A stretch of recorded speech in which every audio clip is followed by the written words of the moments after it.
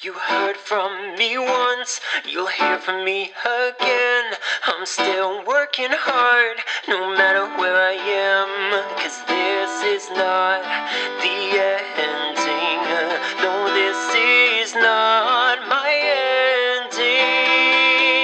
It's just to be continued. It's just to be continued.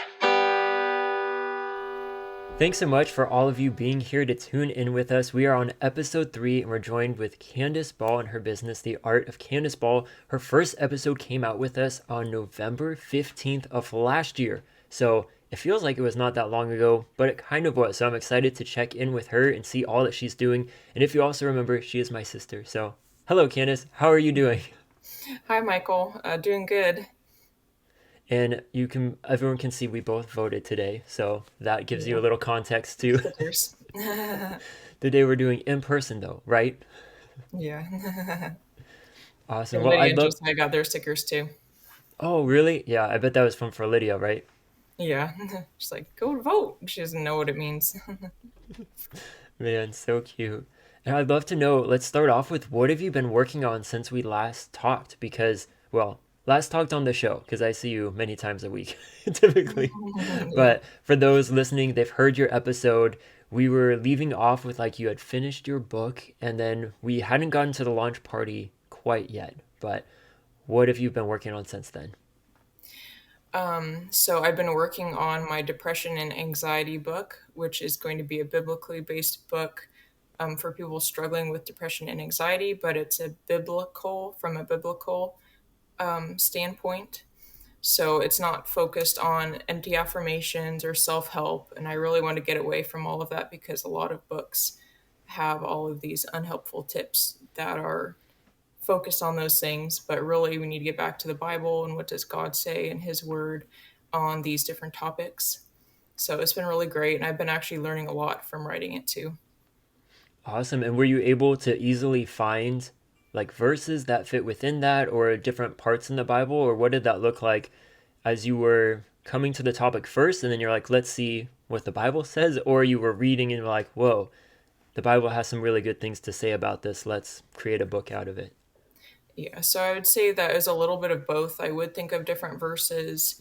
I was actually putting together the verses while I was working on my other book. So while I was editing my last book, the last year of the edits on that one, then I was putting verses together and then putting together a rough outline and praying about what kind of chapters I would be focusing on, what kind of topics. So I have a different topic for every chapter, and then it's all very biblically based. I didn't want to just take two verses and then take them out of context because I think that's a problem with some some different books when they have the topic first rather than going to the Bible first. So I did the opposite where I found all the verses and collected them together, and now I'm adding stuff in there to help organize it better and different quotes and commentaries and everything like that.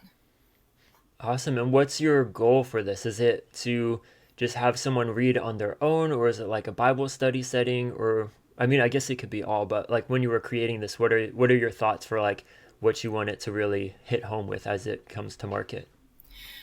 So when I first started putting this together, or before I even started, I was a part of a support group that was for depression and anxiety, and we were actually looking for material because our group was really straying away from the Bible because the leader had quit and then the co-leader was taking over.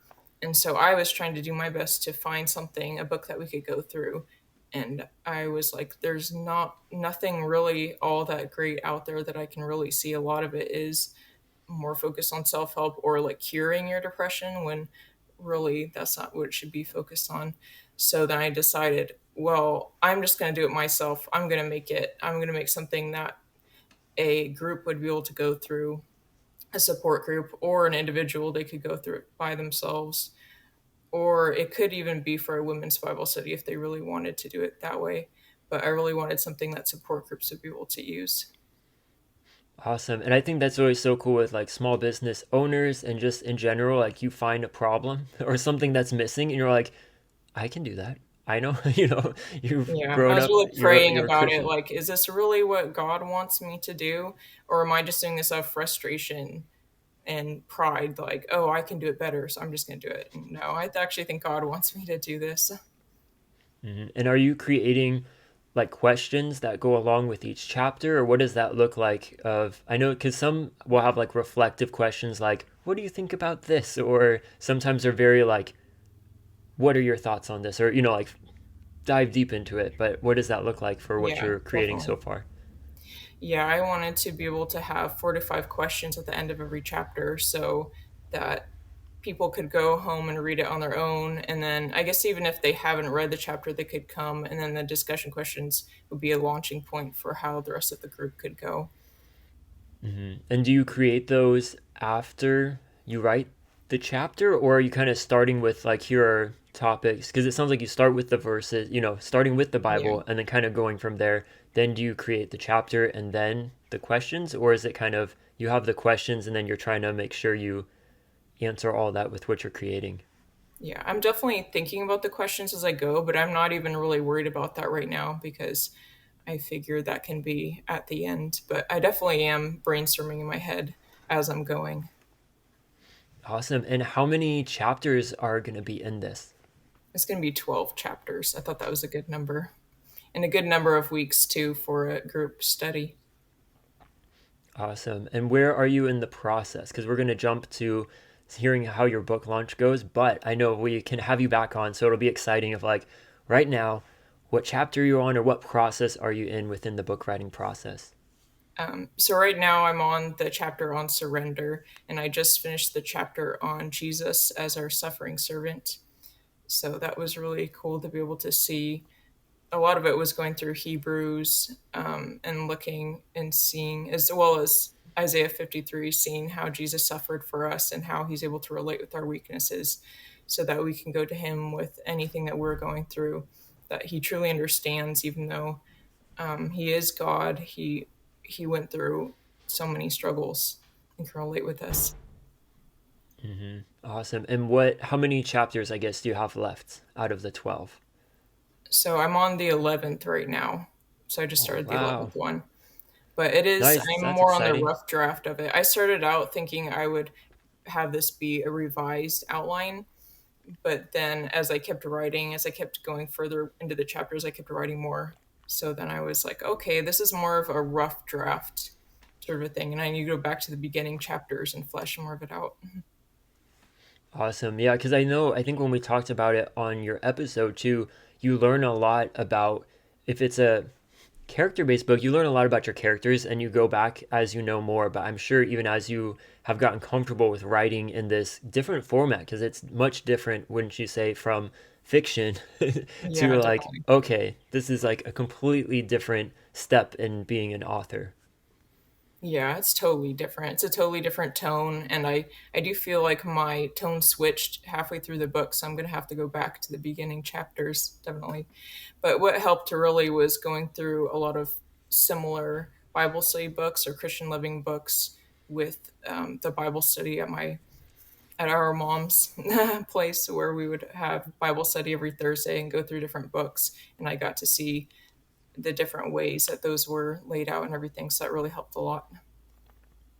Awesome. Well, thanks for sharing that. I think that's super exciting, and all of us can be following along. We will have all your information in the show notes. So, as people are listening, definitely get connected and plugged in because that'll be really exciting just taking us on this journey and getting to see it come to life. So, thanks for sharing that. Yeah. And I'd love to know how did your book two launch go? So, you have a trilogy. So, that means three books, right? For those that don't know, three books will be coming out. You wrote book one, and we talked about on the episode you had written book two and you were just like launching it, getting it out. Can you kind of talk to us about how that one went and kind of lead into the launch party that you had for it? Yeah, so I launched it in September and then I had the launch party in October. And I do really think that the launch party really helped. A lot of people showed up for that, and that was really encouraging. And it has been mostly friends and family, but I'm hoping to market it more to be able to get it out there. But I do know that it will cost some money to be able to put it out with the different ads and stuff. But it would be nice to be able to put it in a bookstore and the library, things like that. So I'm going to be working more on that once I can find some more downtime. Awesome. And maybe I just realized I should have done this before, but can you give us a quick synopsis, the title of the first one, the second one, and kind of take us on like, don't spoil anything, but like just the general gist of what it is? Because I'm realizing like, oh, of course, people can go and buy it now as they're listening to you talk. But can you take us through that real quick? Yeah, so my first book is Forever Eliza, and that's about a woman who lived in England, and she's now in New York for the first book, but she's 100 years old, so she's lived a long time. She can't die. She doesn't know why yet, but she's able to go into the spirit worlds and fight all these battles. And so she goes with her friends around New York with all these different crimes that take place and help people. And then the second book is actually in Scotland, so it's a new area with new characters, and I make it really exciting and a lot of adventures in there, as well as a little bit of a love interest in there too. And then the third one is going to be more of like a dystopian future sort of a thing where it's set in the future. And I do have in mind the major points for the book, but I'm still brainstorming right now as I'm working on the book, the depression anxiety book. Yeah, awesome. Thanks for sharing that. And we can add the links to that too in the show notes so that people can go and purchase that today. But I'd love to hear what was the launch party because I think people will be really interested to hear that because you not only just had the books, but I'd love to hear because we will talk about your art. You're also an artist. So I think that idea is so cool that and I had been talking with someone recently of like a lot of people have to go table at events, and that's like a big deal of like, I have to pay this money, show up, set up, be there all day, tear down. Hopefully, I made more than what I spent. But the way that you did yours was, I think, a much more beneficial and productive way. So I'd love to hear like, what was that? So, I'm sorry, what was the beginning question? Oh, like what did you have for the launch party? So I can like it was at my house, our house, where I live, but in comparison to like a lot of people, they find an event, but you found a location that you could have the party at, correct? Yeah. So I just had the launch party at our parents' house, and that was really great being able to have a family come together and help me out a lot. And Michael, of course, you helped with the financial aspect with checking people out, and I would give people autographs and be able to just chat with people there. And I also had a lot of my art prints laid out, so that was really great. And I didn't have to pay the $300 table fee. That was nice. Eventually, I do want to think about setting up my art and writing at a table to do some tabling once my babies are a little bit older. But it was Hmm. great. I think it worked out really well, and hopefully, I'll be able to have another one next year too. Yeah, out of the artwork you sold, if you remember, because by this time it's been a couple months, but what was what did you see was the best selling from what you had there for on the art side of things? I thought the prints that I sold were really strong because they can double as a card. So I put in an envelope with each print.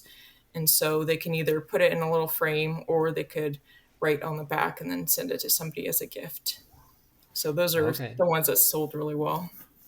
And what were the different sceneries on them, or like what was on them? Because I think I know what they were, but people listening, because you can also, I think you have it on your social, so they can go to your website and see. But what do you have on those? Yeah, so some of it was pictures I had seen online, but then the newer stuff was from Julia. She took a lot of pictures, our sister. She took some pictures, and I used those for my paintings. And there's just a variety of different landscapes, mostly that have lots of beautiful colors. So I really liked focusing on those. Awesome. Thanks for sharing that. And yeah, and since I was at the event, I can share too. It was really cool because they were able to have it at the parents' house, which is where I still live. As you all know, if you've been following along, I'm trying to save up to get married and, buy a place of my own. But it was very cool because you didn't have to pay for that. And so I think that is like the first thing I thought was so cool of like, wow, if you have a family or friend where they can open up their house, like boom, you've got a space. And then I think a couple of different people brought food, so there were like little finger food options here and there. And then a bunch of, I mean, because you go to church in so many different groups, I was like, man, Candace has so many friends because they were like the mom's friends, her friends, people in this Bible study, and oh, I know these people. But really cool to see like the open house format of people coming in just leisurely and being like, oh, I need book two, but I didn't read book one, so I need book one as well. Like, I Yeah, always I think did what you that's suggested. I keep my books in my car now in a box so that when anybody's like, "Oh, I want to buy them," I'm like, "Oh, I have them in my cart. Let me go around, run out and get them." But yeah, yeah, that's so I'm cool. grateful for all the support that I've had through the church and through friends and family. So it's been really great. Awesome. And I'd love to ask now, what are you working on the art side of things? So we heard about your writing, the book launch, how that went. You're brainstorming for book three.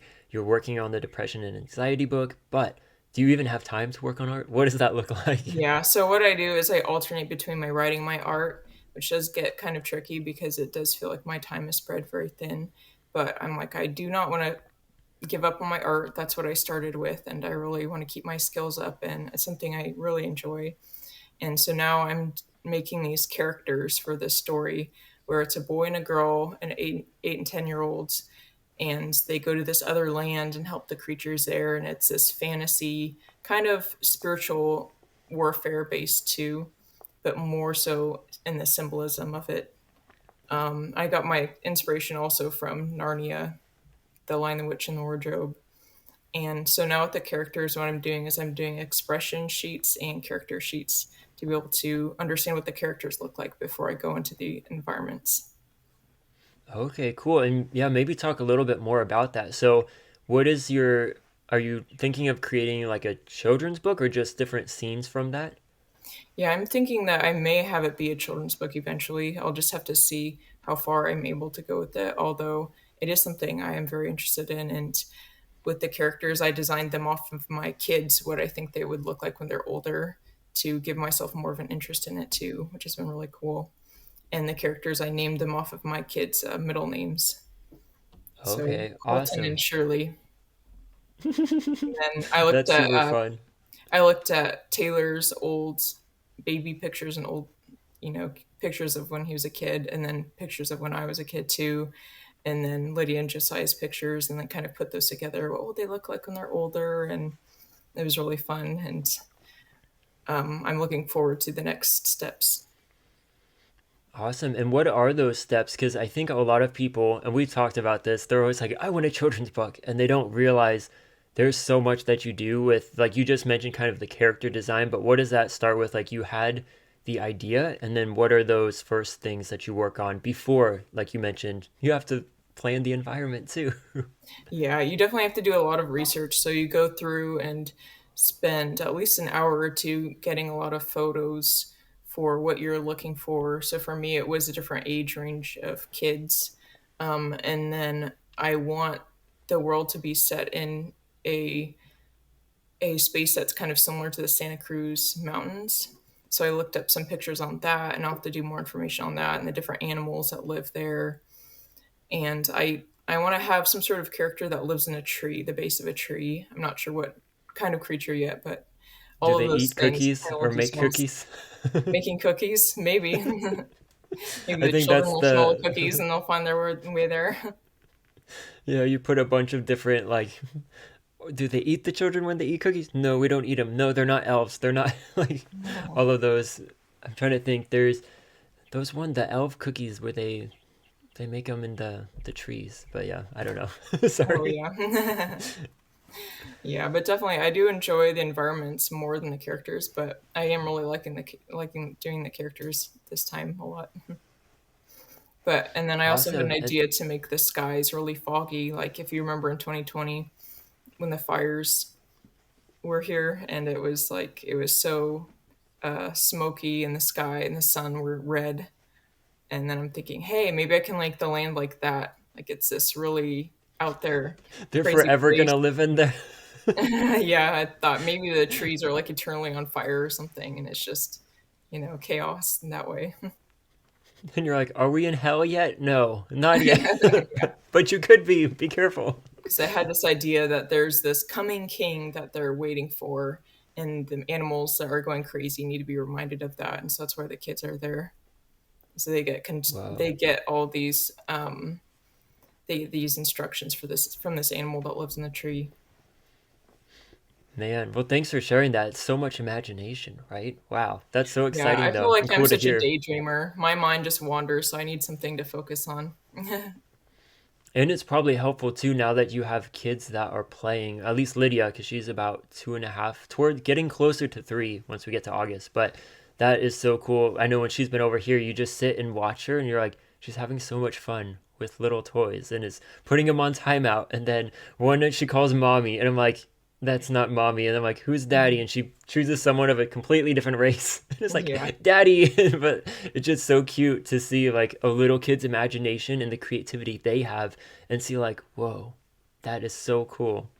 Yeah, and I was so surprised too that it happened so young, at such a young age, that they're able to use their imagination. And it's like you need to foster that and not just put them in front of a screen or something. Let them play and let them be bored so they have time to let their creativity go wild. Yeah, and I always think that for us as adults too, if we spend less time on electronics, I think we get more creativity, which I need to like test that out more. But that one, the second children's book I came out with, the coloring book, was when I would turn my phone off right around dinner time. And then the whole evening, like we'd watch TV or a show, but then all of a sudden I had ideas of things to create and draw on my iPad. And so I was like, is this because I was not staring at a screen like a zombie? Yeah. I would say that if you're on mindless technology, just mindlessly scrolling, that's not good, but you can use technology to your benefit. I really like using Pinterest. So you can make a board and look at different places that are really beautiful and then make a different board for different topics. And even for art, they have a lot of good concept art that's on there. And so I have a board for that. And so you can just do a lot of research and then you can go to a quiet space and let your mind run after going on there, looking at all those things. Awesome. Well, thank you so much for sharing all this. I'd love to end with just having you leave us with some encouragement, anything you want to leave us with, because I think that's always so fun. Just checking in with different people and seeing like we're all on not the same path, but like on this journey of, having a small business, going out, creating, being creative, helping people, serving others. But what do you want to leave us with today? I would say that just trust God with everything that comes, that He has a plan and a purpose for your life, and just don't give up trusting in Him that He has this bright future for your life and He's looking out for you. Amazing. Well, thanks so much for sharing everything you did today. It's been so much fun checking in with you and having you on the show. Yeah, you too. Thank you, Michael. This is not the ending. No, this is not my ending. It's just to be continued. It's just to be continued.